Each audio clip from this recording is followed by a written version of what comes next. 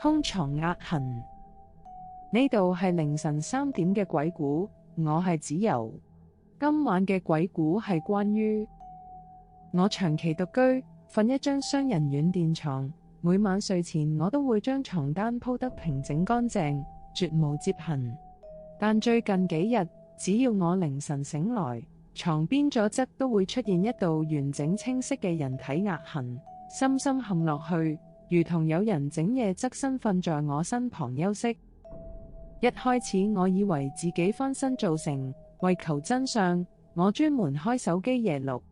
影片畫面極度詭異。凌晨3點04分，空曠平整嘅床墊無故慢慢下陷，形成完整身形輪廓，起伏呼吸極為明顯，全程卻看不見任何身影。我詢問原屋主先知道，呢間房從前係一位長期獨居女子嘅睡房，佢孤獨離世後魂魄不願離開，每晚都會靜靜躺喺床邊陪伴新住客。